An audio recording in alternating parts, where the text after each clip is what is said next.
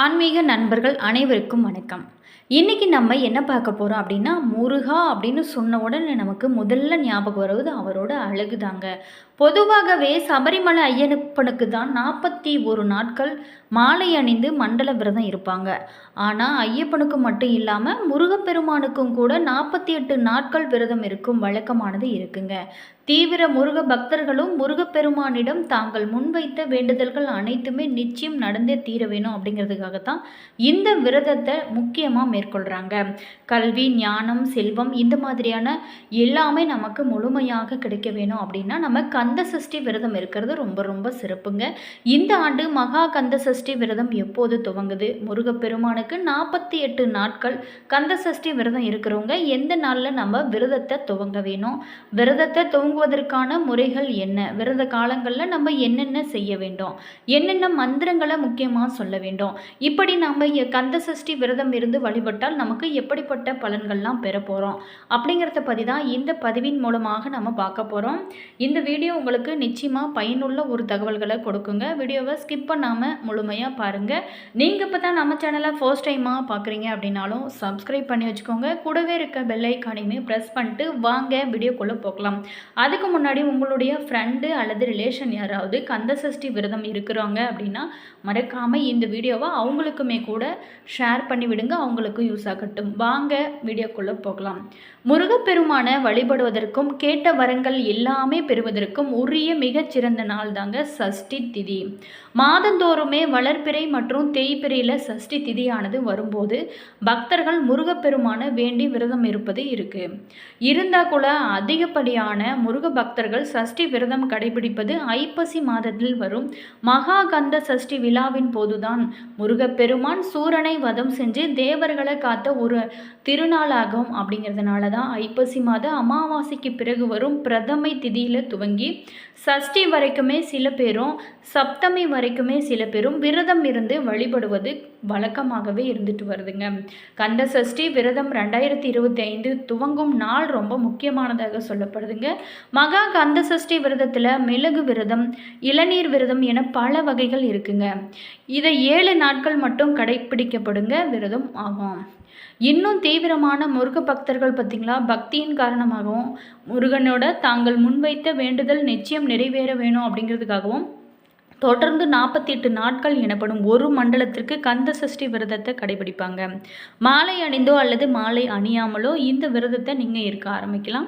இந்த ஆண்டு அக்டோபர் 22ஆம் தேதி மகா கந்த சஷ்டி விரதம் துவங்க இருக்குங்க. அக்டோபர் 22ஆம் தேதி மகா கந்த சஷ்டி விரதம் துவங்க இருக்குங்க. அக்டோபர் 27ஆம் தேதி சூரசம்ஹாரம் நடைபெற இருக்கு. முருகப்பெருமானுக்கு தொடர்ந்து 48 நாட்கள் கந்த சஷ்டி விரதம் இருக்க நினைக்கிறவங்க கண்டிப்பாக செப்டம்பர் 10ஆம் தேதி புதன்கிழமை நீங்கள் விரதத்தை துவங்க ஆரம்பிக்கலாங்க. இது ஒரு புனிதமான விரதமாகவும் சொல்லப்படுது. மேலுமே விரதம் துவங்கும் முறை எப்படி அப்படின்னு பார்த்தோமா, முதல் நாள் வீடு மற்றும் பூஜை அறை எல்லாத்தையுமே சுத்தம் செஞ்சு தயாராக வைத்துக்கோங்க. விரதம் துவங்கும் நாளான செப்டம்பர் 10ஆம் தேதி இன்னைக்கு காலை அருகில் உள்ள முருகன் கோவிலுக்கு சென்று எதற்காக நீங்கள் விரதம் இருக்க போறீங்களோ அப்படிங்கிற எல்லா வேண்டுதல்களையுமே மனதார நினைத்து முருகப்பெருமானிடம் சொல்லி வேண்டிக் கொண்டு நீங்கள் விரதத்தை ஆரம்பிக்கலாங்க. கோவிலுக்கு செல்ல முடியல என்ன அப்படிங்கிறவங்க வீட்டில் கூட ஒரு பேப்பரில் வேண்டுதல்கள் அனைத்துமே எழுதி முருகனோட பாதத்தில் வைத்தும் விரதத்தை நீங்கள் ஆரம்பிக்கலாம். காலையில் எழுந்ததுமே குளித்து முடித்து 7 மணிக்கு முன்னதாகவே முருகப்பெருமானுக்கு பூ போட்டு வழிபட வேண்டுங்க. இப்படி செய்வது ரொம்ப ரொம்ப சிறப்பாகவும் சொல்லப்படுது. மேலுமே காலை மாலை 2 வேளையும் 2 நெய் தீபம் ஏற்றி முருகப்பெருமான்கிட்ட மனதார நீங்கள் வேண்டிக்கோங்க. நைவேத்தியமாக கூட நீங்கள் 1 டம்ளர் பால் அல்லது பழம், கற்கண்டு எளிமையாக முடிந்தது எல்லாமே நீங்கள் நைவேத்தியமாக வைத்து நீங்கள் வழிபடலாம். அதே மட்டும் இல்லாமல் தீபம் தூபம் காட்டி பூஜை செஞ்சதுக்கப்புறம் ஓம் சரவண பவ அப்படிங்கிற மந்திரத்தை முடிந்தால் 108 முறை நீங்கள் சொல்லலாங்க. முடிந்தால் நீங்கள் எழுதலாம் கூட. அதே மாதிரி நம்ம முக்கியமாக விரதத்தின் போது செய்ய வேண்டியது அப்படின்னு பார்த்தோமா, உங்களோட வேண்டுதலுக்கு ஏற்ப ஏதாவது ஒரு திருப்புகள் அல்லது கந்த சஷ்டி கவசம், வேல்மாறல் தினமுமே கூட நீங்கள் கேட்கலாம் அல்லது நீங்கள் படிக்கலாம். தினமுமே தலைக்கு குளிக்க தேவையில்லை. செவ்வாய் வெள்ளி அன்னைக்கு தலைக்கு குளித்தால் கூட போதும். முடிந்தவங்க டெய்லியுமே கூட நீங்கள் தலைக்கு குளித்து முருகப்பெருமானுக்கு விரதம் இருக்கலாம். வாரம் ஒரு முறை அல்லது 2 முறை வீடு மற்றும் பூஜை அறையை நீங்கள் முக்கியமாக சுத்தம் செய்ய வேணுங்க.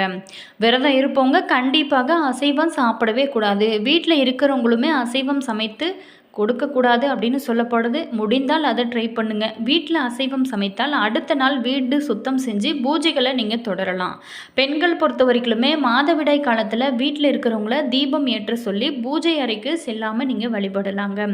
முதல் நாள் மற்றும் முடியும் நாள் மட்டும் ஒரு வேளை விரதம் இருந்தால் கூட ரொம்ப ரொம்ப சிறப்பு. முருகப்பெருமானுக்கு வைக்கும் நைவேத்தியத்தை மட்டும் ஒருவேளை நீங்கள் சாப்பிட்டு நீங்கள் விரதம் இருக்க ஆரம்பிக்கலாம். மேலுமே தொடர்ந்து 48 நாட்கள் விரதம் முடிந்த பிறகு மறுநாளே அசைவம் சாப்பிடக்கூடாது அப்படின்னு சொல்லப்படுது. மேலுமே முருகப்பெருமான மனதார நினைத்து நீங்கள் வைக்கும் வேண்டுதல்கள் அனைத்துமே நிறைவேற இது ரொம்ப உகந்த ஒரு விரதமாகவும் சொல்லப்படுது.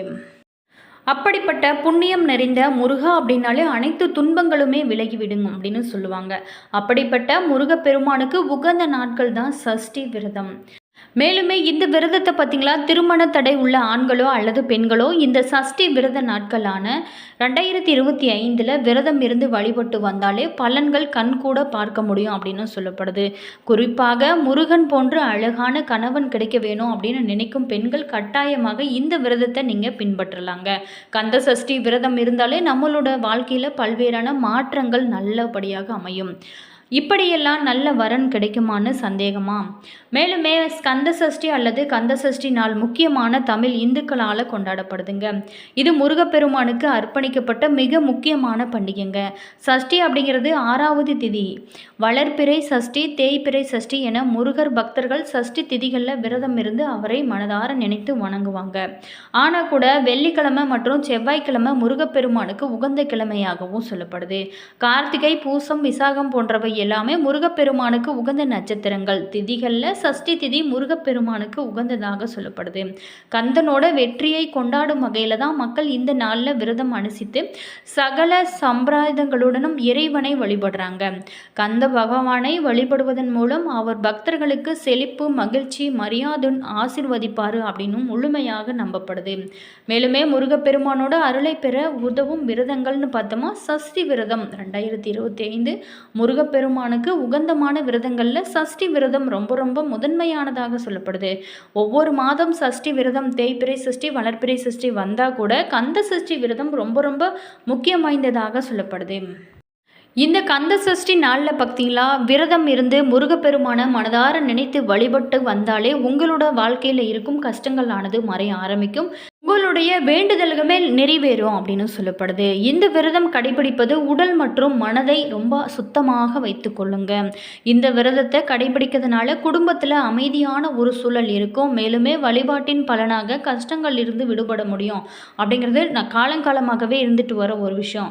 திருச்செந்தூரில் பார்த்தீங்களா, கந்த சஷ்டி திருவிழா மிகச்சிறப்பாக கொண்டாடப்படும். சூரபத்மனை முருகன் அழித்தது போல தீய சக்திகளை வெல்ல இந்த விரதம் பார்த்தீங்களா உதவும் அப்படிங்கிறது ஐதீகமாகவும் சொல்லப்படுதுங்க. 2025 சஷ்டி விரத நாட்கள் முருகன் பக்தர்களுக்கு ஆன்மீக சக்தியை வழங்கும் ஒரு நல்ல வாய்ப்பாக அமைகிறதுங்க.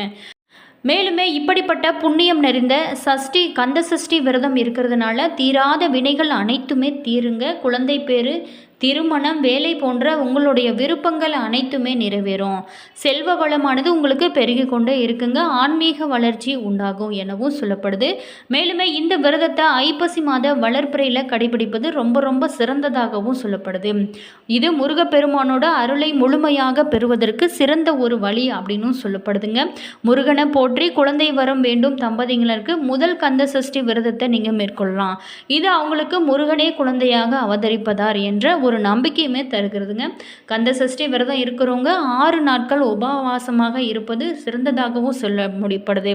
முடியல அப்படிங்கிறவங்க ஒருவேளை மட்டும் பழங்கள் அல்லது பால் அருந்தி உப்பு சேர்க்காத உணவுகளை கூட நீங்கள் உட்கொள்ளலாம்.